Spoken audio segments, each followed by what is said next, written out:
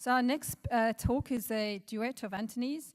So we start with Anthony Brookes, who's a professor of genomics and bioinformatics at University of Leicester, and then we'll move on to Anthony Philippakis, who heads the data science platform at the Broad Institute. Thank you. So the chair said this was a duet. Don't worry, we're not going to sing to you. It's two Anthonys, as you see here. I'm Anthony Brookes. This is Anthony Philippakis. If you want to distinguish us, we generally call me Tony and him Anthony. He's the young one, I'm the old one. He's good looking, I'm not. You're charming, I'm not. Well, he paid me to say that first, but anyway.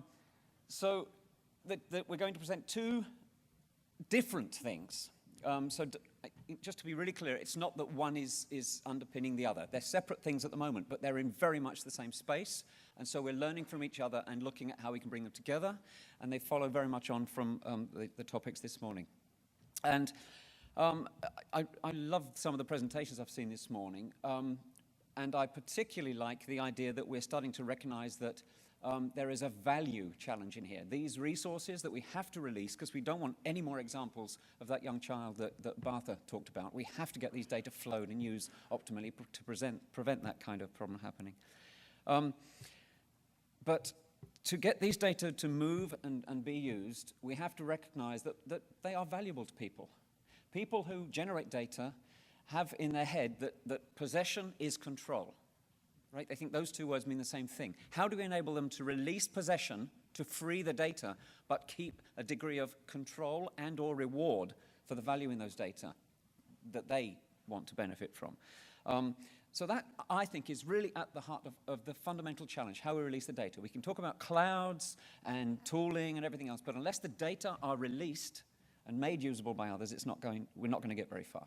So I was lobbying with Bartha and others in the Global Alliance for an activity to get on top of this question of what can and cannot be done with data, right?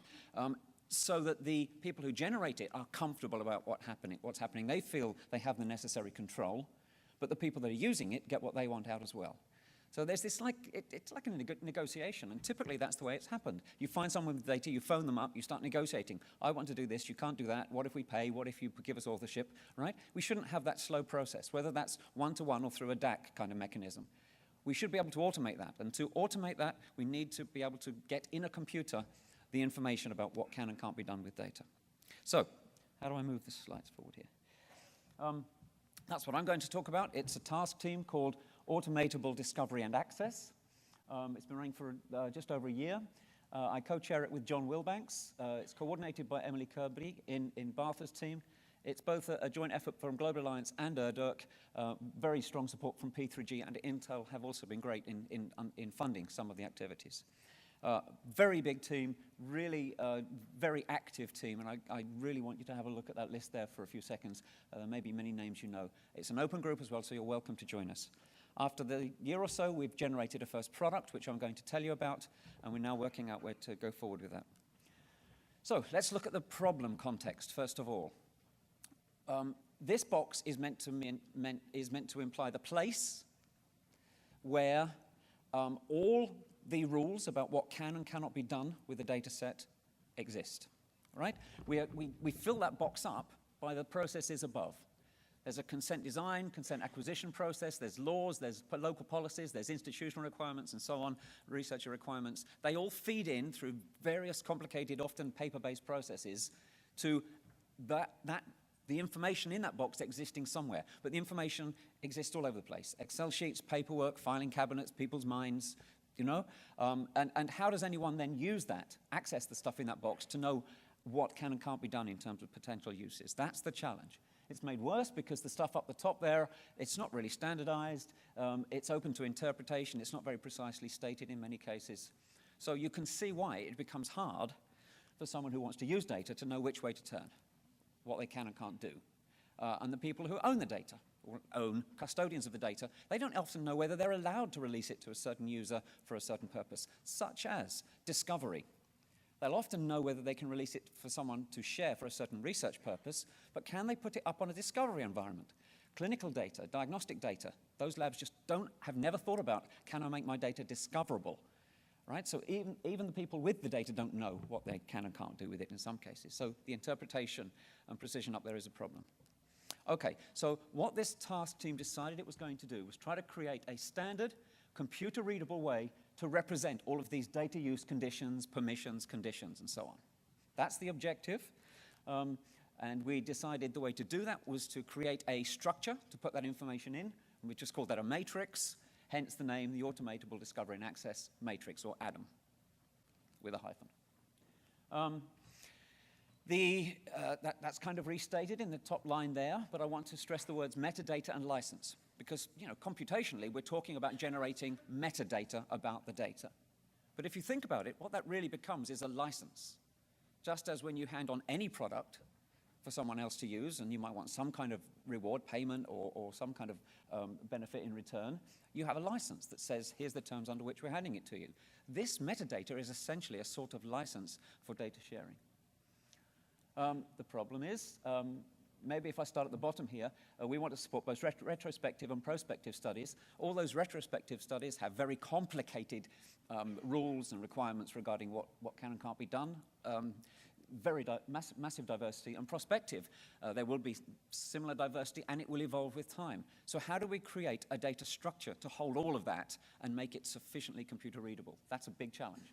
So we decided, if we go back up to targeted products number 1, to design a flexible matrix. So it can't be too rigid, otherwise you won't be able to get all that diversity into it, but not too flexible, matrix or structure, sufficient to cover all 99% at least of the different things you'd want to capture in such a matrix regarding these data use parameters at the Goldilocks level of granularity.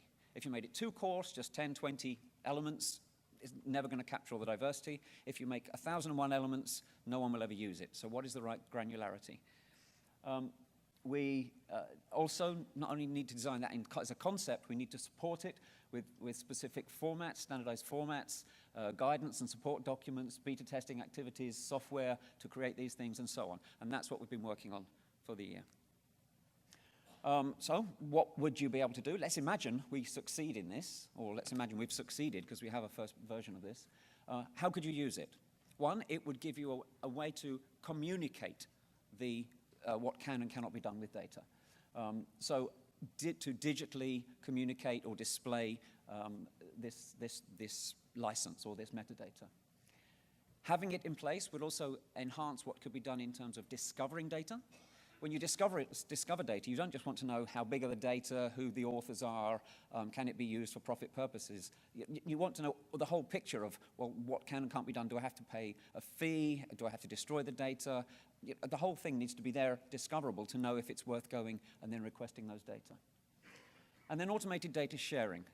If you had these rules, essentially, about what can be and can't be done with data in a computation readable format here, you could have in parallel a way to specify what the request for the use is, and the computer could line them up and say, yes, the data can be shared or not. In many cases, you'd need manual intervention, but often it might also be possible to automate that. So that is the general idea. I will quickly say there's also indirect benefits further up that chain in that earlier slide, maybe making more standardizations and more improvement to how these things come together in the first place. But in the last few slides, I've got 4 more slides, I'm just going to fly through them. It just gives you a sense of what this structure looks like. The first big section is essentially on 2 levels. In blue, very top-level concepts of permissions for use, such as in any country, by all organizations, for research purposes. It's got a second level where you break that down a bit more, and that's it. No more granularity than that. The answers to these sections in the matrix are simply unrestricted, just get on with it for that category, or at the bottom, forbidden, you can't do that, and various levels in between, some of which say you actually not only can do that, you must do that, it's obligatory. So maybe you have to do methods development, for example. And limited is where it becomes complicated, and there we have in black an extra space for a free text if you want to list the countries it can be used in, or list the specific limitations. That's where it becomes less computer readable, but as long as people are filling in unrestricted or forbidden, it's completely computer readable. Then there's another section which is the really gnarly stuff about all the other terms of agreement, requirements from the institution. This is so complicated that you can't elaborate it further than we have here, so we have just true or false. and it's written as negatives, so it is true that there are no requirements. In other words, get on with it, or it's false, i.e. there must be requirements, so then you fill in the free text section, the black line. And meta conditions, this is similar, but for things that didn't fit in the first two spaces. We have all the guidance document in place now. We have a very simple rule set for so that you prevent internal inconsistencies in the structure, and we have some software to let you create these profiles in JSON and text formats. So we're hoping people will now start using this, and we can see if we've missed some things or need to change some things, and how we can go forward with this idea. So that's the end of my presentation. Now, Anthony's going to step up and tell you a parallel project where they've been doing the thing about automating discovery. Sorry, automating access. It's not using Adam at the moment, but obviously our plan is to learn from each other and maybe bring these things together. Thank you.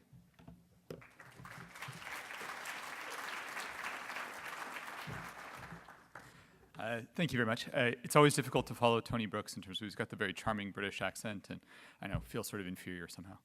Anyway, so today the talk I'm going to be giving is an attempt to take the ideas that Tony just summarized for us, and also the work of Stephanie Oded and her consent codes, and do two things. So to reduce it to practice in the form of working code, and then to actually do a pilot study to show proof of concept that they can actually be deployed in the field. So before launching into what Duos is, I thought I'd motivate it by just first characterizing our current approach to managing access to human subjects data. So we begin with a repository, such as dbGaP. And there are depositors who place data into the repository. And at the time of deposition, each data set comes equipped with a data use letter. So this is something that's generated by an IRB, and it summarizes what's stated in the informed consent form regarding appropriate secondary uses of data. So for example, a very concrete example might be, this data set is available for cancer research in a nonprofit setting. Next, we have data requesters, and these are researchers who would like to utilize the data that's been placed in the repository. I apologize for the pictures. I have a 2-year-old, and he's really into the Muppets, so I kind of was putting these slides together, and he inspired me.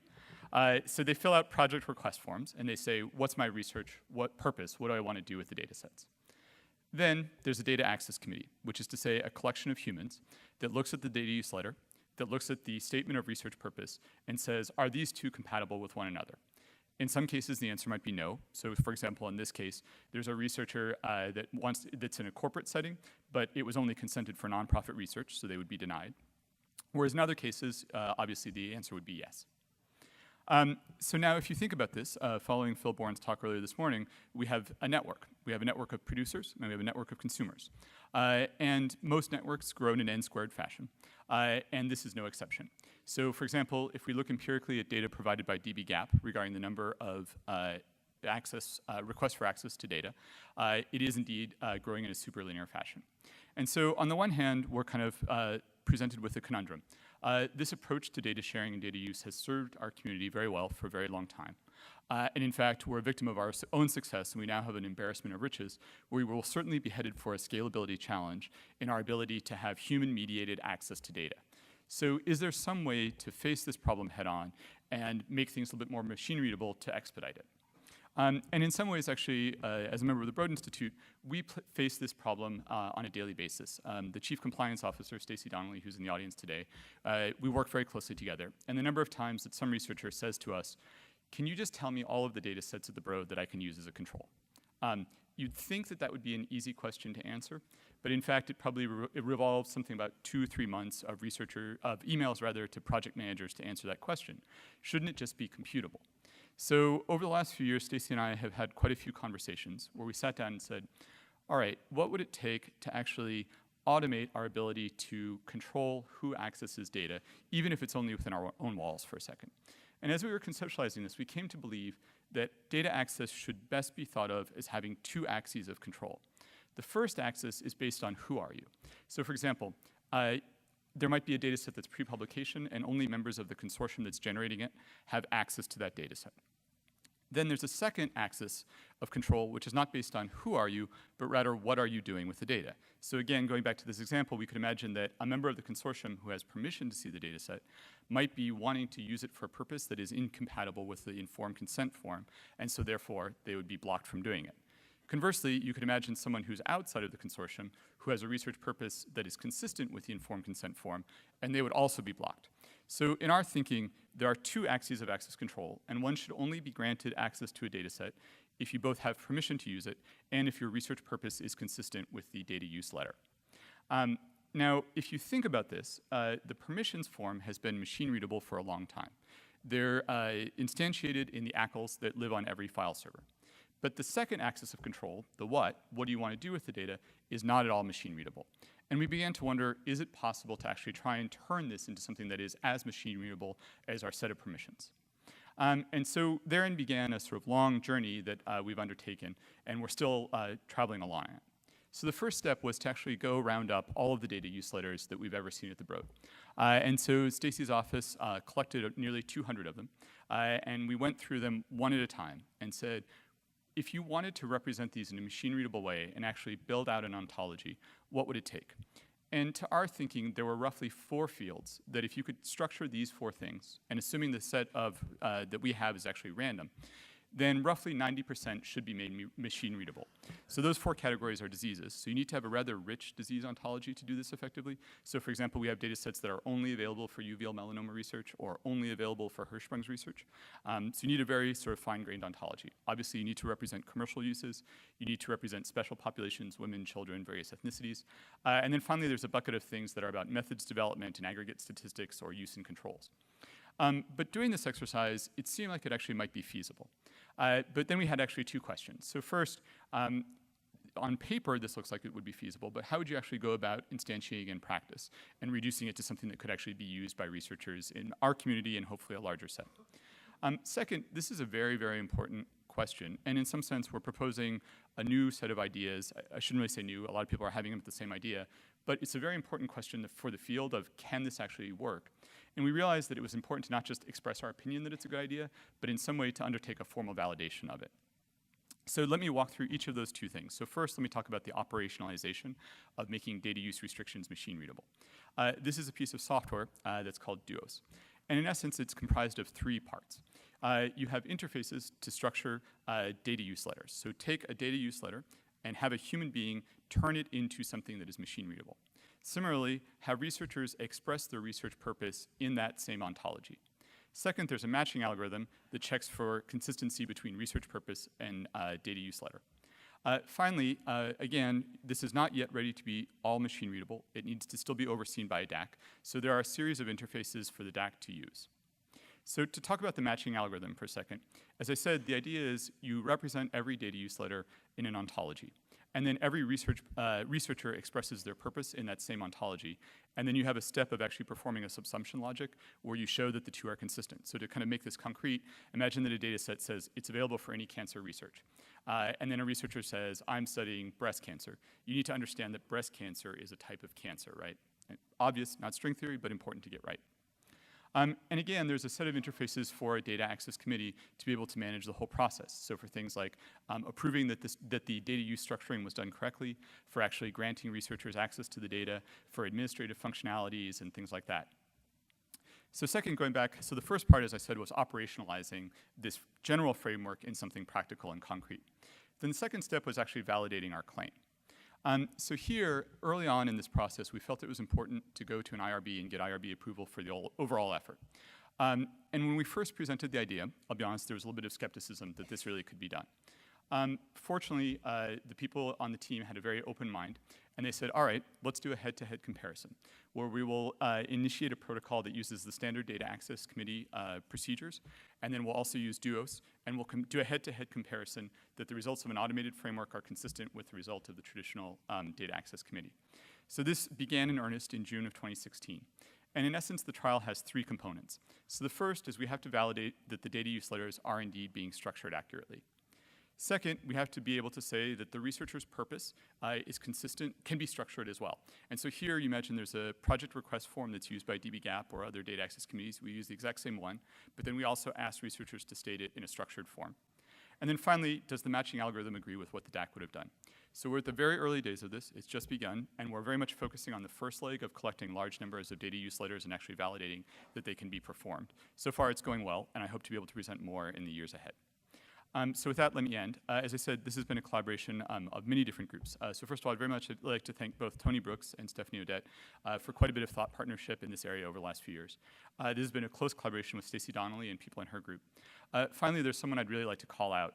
There's Marianne Kabili, who's a product manager at the Broad, and her combination of intellectual vision as well as just operational perseverance. Without it, we never would have been able to do this, and she's really the hero. The amount of time that she spent going through data use letters and doing a lot of very hard work is really the lifeblood of this effort. So with that, I'll end. Thank you very much.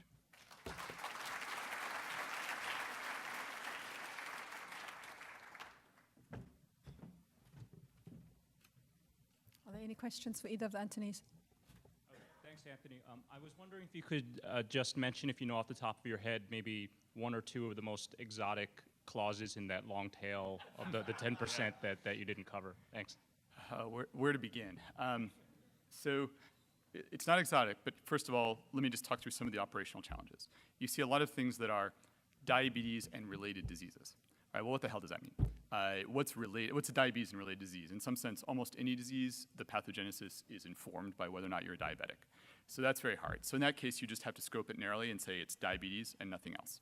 The idea being that if you make it a little too constrained, you're safe. You might miss a few uses of data, but you're not ever overdoing it. And like I said, there's a lot of exotic things about the types of diseases that are very, very specific, like Diamond-Blackfan syndrome or things like that. Then you have this world of things that are just complicated in terms of temporal restrictions, and these are ones that we're not currently trying to structure, only available for use after a certain date or before a certain date. And then you get into things that are just outright logically inconsistent. So you have things like only available for neurologic disease and also cancer. It's like, it just clearly doesn't make sense. So this is, again, where there is a little bit of, I think we're always going to be playing it a little bit conservative and underscoping appropriate secondary data uses, but under the belief that that will be better than the reverse, which is sort of breaking the informed consent.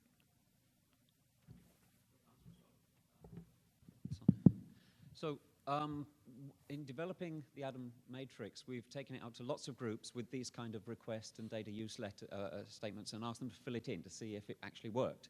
And there are, I think, two common problems that we're spotting. One is this idea of profit or non-profit use. Often that's stated, it can or can't be used, and everyone thinks they know what that means. Until you say, well, do you mean, is it the use, or the company that's using it is a profit company, or the person is working on a profit or non-profit project in that company? So as you tease out this question of profit and not profit use, there's more to it than is usually captured in the upstream process. And so when you come to trying to put it into a matrix and make decisions on that, that's one problem. The second problem is dependencies. And this is just off the top of my head, you might say it can be used in that country, but not for I don't know, a certain disease research area, but in another country it can be used for any research area, any disease. And so how do you capture all these item dependencies that can exist? That's very difficult in a clean and simple matrix, and it's also difficult to compute upon.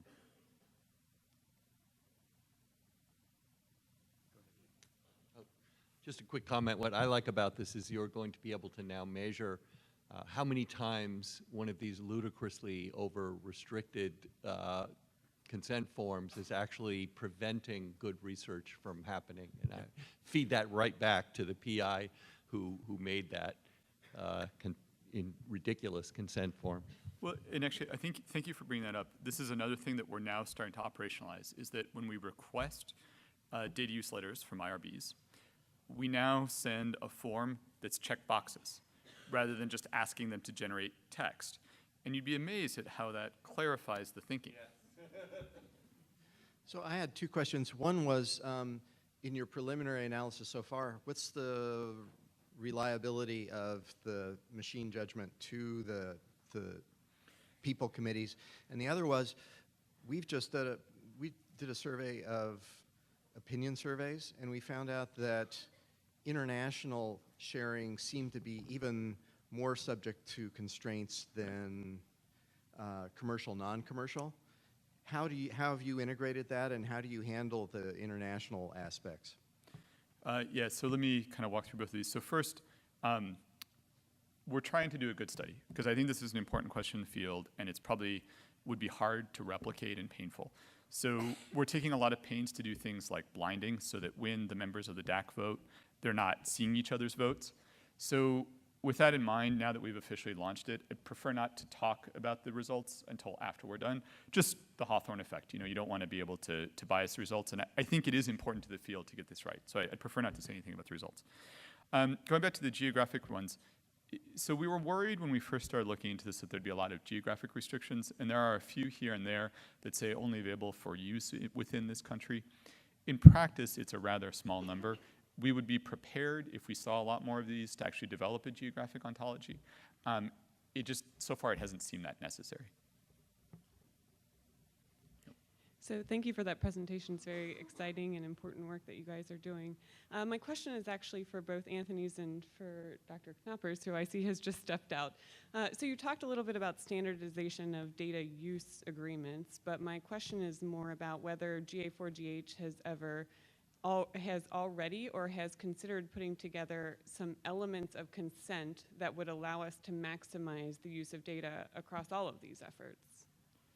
So there's an easy answer to that, which is make your consent general research use. And I think hopefully the field is moving that way. We just have a lot of legacy data that's not true.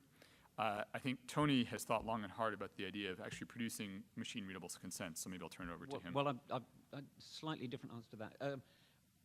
So we're generally talking about research data here, right? We're all sitting here thinking about that probably, or most of us, but there's this other world of healthcare data that we'd like to use for research, right? And so you would imagine that, it's just data and you're going to use it for the same range of different research purposes. You probably need the same kind of structures to control it.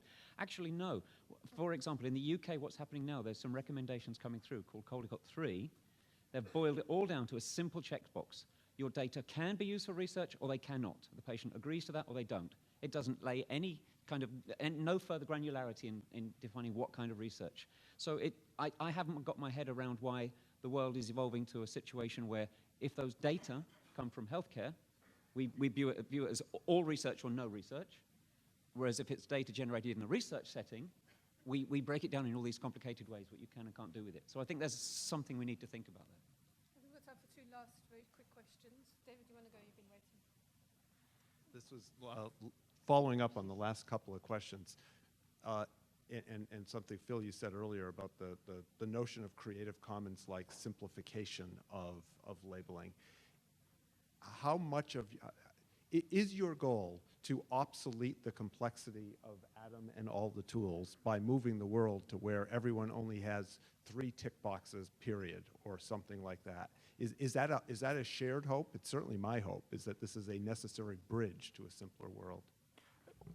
That is my personal one. Obviously this is a big question for the field. Just the thing to keep in mind, right, is a lot of the cohorts here are ones that we're working with that are 40, 50 years in. Absolutely. So we're going to be living with them for a while. It's an absolutely necessary and long bridge, but it's nice to know where we're trying to head also. Right. So one last question. I'm sorry, I know.